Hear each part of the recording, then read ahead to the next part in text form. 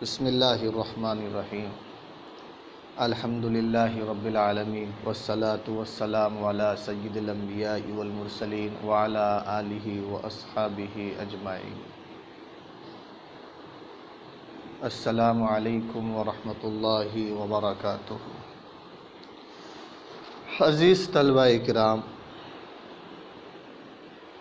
اللہ تعالیٰ کے فضل و کرم سے آج ہم آن لائن عربی سوم کی کتابوں میں سے ایک کتاب اصول الشاشی کے سبق کا آغاز کر رہے ہیں۔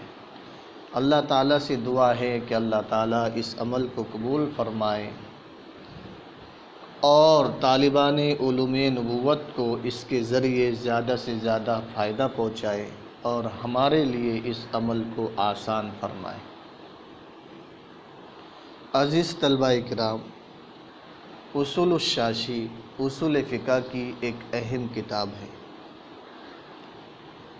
اور کسی بھی فن کو شروع کرنے سے پہلے کم از کم 5 چیزوں کا جاننا ضروری ہو۔ لہٰذا اس کتاب کو شروع کرنے سے پہلے بھی اصول فقہ سے متعلق 5 چیزوں کا جاننا ضروری ہوگا۔ نمبر 1، اصول فقہ کی تعریف۔ نمبر 2، غرض غایت۔ نمبر 3، موضوع۔ نمبر 4، تدوین اصول فقہ۔ نمبر 5، ترجمۃ المصنف، مصنف کتاب کے حالات زندگی۔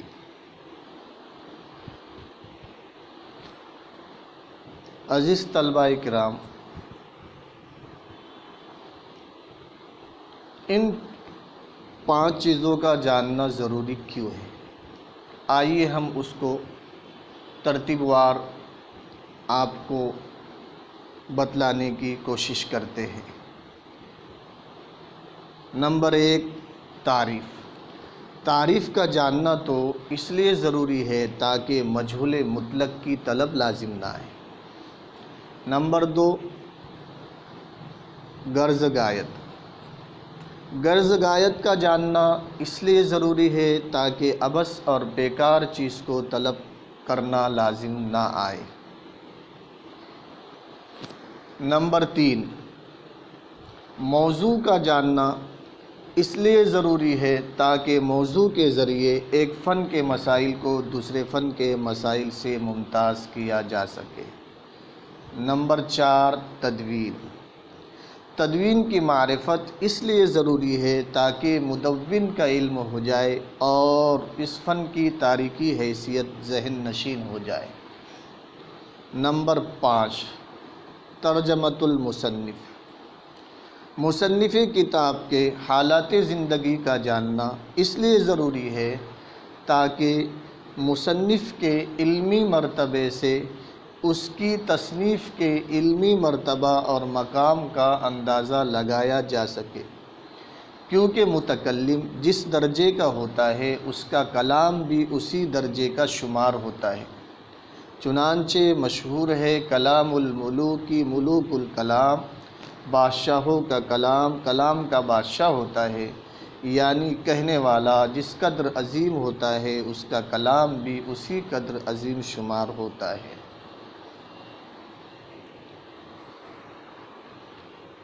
عزیز طلبہ کرام، اب ہم ان 5 اصطلاحات کی تعریف جان لیتے ہیں۔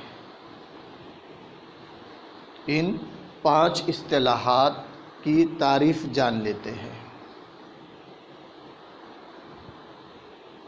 تعریف کی کیا تعریف ہوتی ہے؟ موضوع کی کیا تعریف ہوتی ہے؟ غرض غایت کی کیا تعریف ہوتی ہے؟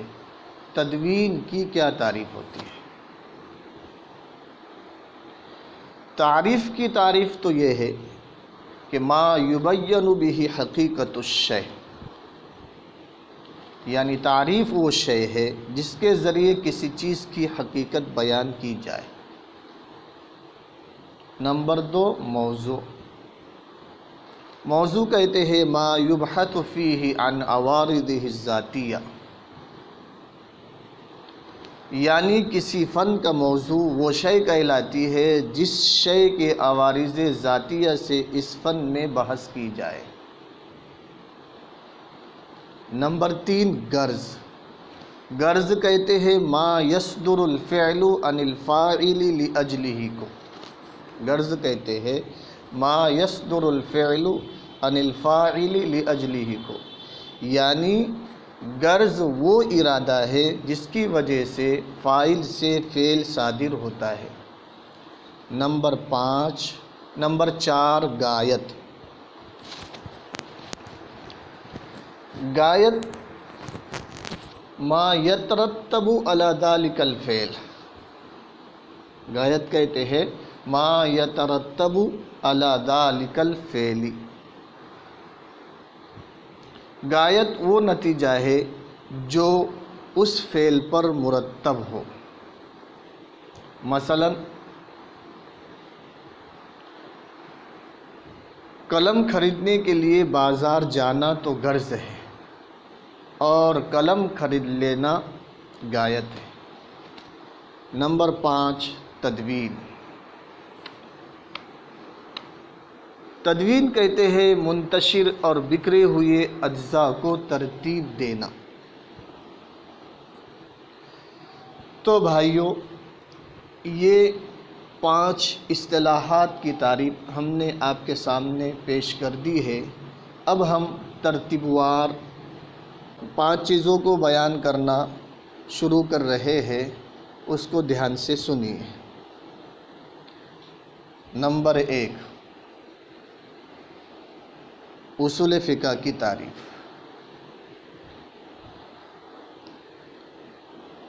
اصول فقہ 2 چیزوں سے مل کر بنا ہے، ایک اصول، نمبر 2 الفقہ۔ اس لیے علماء کرام نے اصول فقہ کی 2 تعریفیں کی ہیں۔ نمبر 1 حد اضافی، نمبر 2 حد لقبی۔ حد اضافی کا مطلب یہ ہے کہ مضاف اور مضاف الیہ کی علیحدہ علیحدہ تعریف کی جائے، یعنی اصول کی تعریف الگ بیان کی جائے اور الفقہ کی تعریف الگ بیان کی جائے۔ حد لقبی کا مطلب یہ ہے کہ مضاف اور مضاف الیہ کے مجموعے کی ایک ہی تعریف کی جائے، یعنی مضاف اور مضاف الیہ کے مجموعے کو ملا کر جو نام بنا ہے اصول الفقہ، اس کی ایک ہی تعریف کی جائے۔ آئیے ہم اب اصول فقہ کی حد اضافی جانتے ہیں۔ اصول اصل کی جمع ہے، اور لفظ اصل کئی معنی کے لیے مستعمل ہوتا ہے۔ نمبر 1 اصل، کہ اصل وہ ہے جس پر دوسری چیز مبنی ہو، جس پر دوسری چیز کی بنیاد ہو۔ مثلا چھت کے لیے دیوار اصل ہوتی ہے۔ نمبر 2 اصل کا دوسرا معنی راجح، جیسے کہا جاتا ہے الحقیقۃ اصل بالنسبۃ الی المجاز، حقیقت مجاز کی بنسبت راجح ہوتا ہے۔ اصل کا تیسرا معنی قاعدہ اور قانون ہے، جیسے کہا جاتا ہے کل فاعل مرفوع اصل من اصول النحو، یعنی کل فاعل مرفوع نحو کے قوانین میں سے ایک قانون ہے۔ اصل کا چوتھا معنی دلیل ہے، جیسے کہا جاتا ہے کہ آتوا الزکاۃ اصل وجوب الزکاۃ، یعنی ارشاد باری تعالیٰ آتوا الزکاۃ وجوب زکوٰۃ کی دلیل ہے۔ نمبر 5 اصل کا معنی استصحاب۔ استصحاب کہتے ہیں حالت موجودہ کو حالت سابقہ پر قیاس کرنا، جیسے کہا جاتا ہے طہارت الماء اصل۔ یعنی پانی کی موجودہ حالت کو سابقہ حالت پر قیاس کیا جائے گا۔ مثلا یوں کہا جائے گا کہ جب برتن میں ڈالتے وقت پانی پاک تھا تو اس وقت بھی پاک ہوگا، مگر یہ اس وقت ہے جب حالت موجودہ میں پانی کی طہارت یا نجاست کا یقینی علم نہ ہو۔ چنانچہ اگر مشاہدہ وغیرہ دوسرے ذرائع سے پانی کا نجس ہونا معلوم ہو گیا تو اب استصحاب کو دلیل بنا کر پانی کے پاک ہونے کا حکم نہیں لگایا جائے گا۔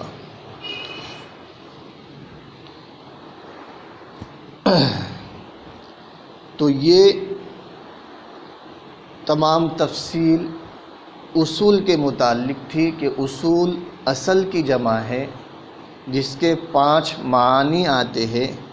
نمبر 1 وہ کہ جس پر دوسری چیز کی بنیاد ہو، نمبر 2 راجح، نمبر 3 قاعدہ اور قانون، نمبر 4 دلیل، نمبر 5 استصحاب۔ یہ تو تفصیل اصول مضاف کی تھی۔ اب الفقہ مضاف الیہ کی تعریف جان لیتے ہیں۔ فقہ کا لغوی معنی ہے سمجھ بوجھ، اور اصطلاحی معنی ہے هو العلم بالاحکام الشرعیۃ الفرعیۃ العملیۃ المکتسبۃ من ادلتها التفصیلیہ۔ هو العلم بالاحکام الشرعیۃ الفرعیۃ العملیۃ المکتسبۃ من ادلتها التفصیلیہ۔ علم فقہ ایسے احکام شرعی، فرعی، عملی کے جاننے کا نام ہے جو تفصیلی دلائل سے حاصل ہوئے ہو۔ اس تعریف کے اندر چند قیودات ہیں، ان قیودات کو جان لیتے ہیں۔ نمبر 1 شرعی۔ شرعی کی قید لگانے سے علوم ادبیہ نکل گئے کہ ان میں احکام شرعیہ کو نہیں جانا جاتا۔ نمبر 2 فرعیہ۔ فرعیہ کہنے سے علم کلام نکل گیا، کیونکہ علم کلام میں اعتقادات کی معرفت ہوتی ہے۔ اور نمبر 3 عملیہ۔ عملیت کی قید سے علم تصوف نکل گیا۔ فقہ کی ایک دوسری تعریف سید المجتہدین امام اعظم حضرت امام ابو حنیفہ رحمۃ اللہ علیہ نے فرمایا کہ معرفت النفس ما لہا وما علیہا۔ حضرت امام صاحب فرماتے ہیں کہ حرام و حلال اور جائز و ناجائز کو جاننے کا نام فقہ ہے۔ تیسری تعریف صوفیاء کرام نے کی۔ صوفیاء کرام کے نزدیک علم و عمل کے مجموعے کا نام فقہ ہے۔ یہ تفصیل اصول الفقہ الفقہ مضاف الیہ کی تھی۔ عزیز طلبہ کرام، اصول فقہ کی حد اضافی ہم آپ کے سامنے بیان کر چکے ہیں۔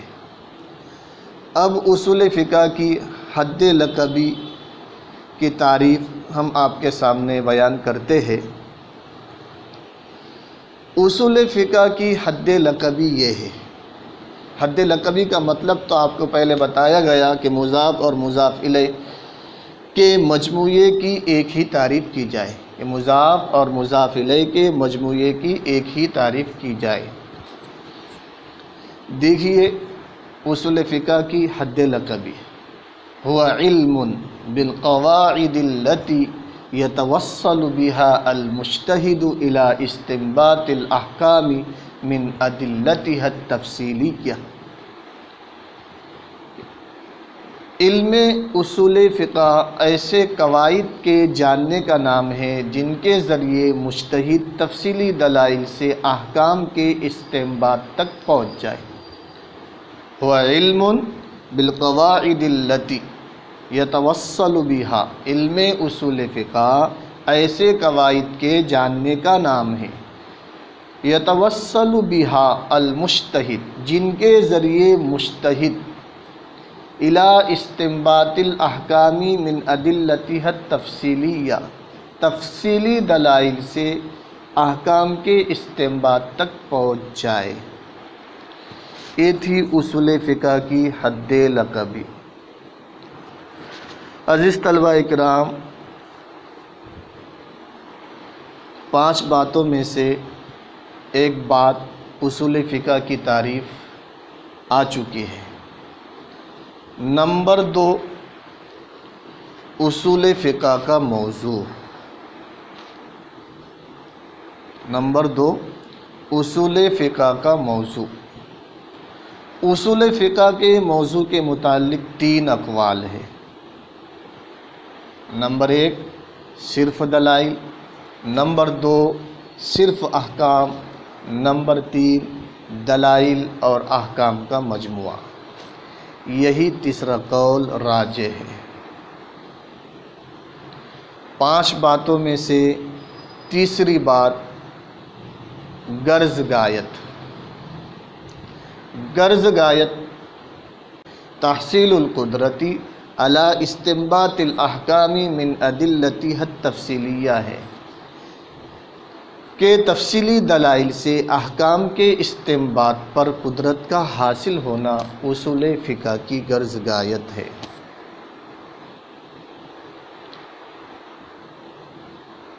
وہ 5 باتیں جن کا جاننا ضروری ہے، ان میں سے چوتھی بات تدوین اصول فقہ۔ تدوین اصول فقہ۔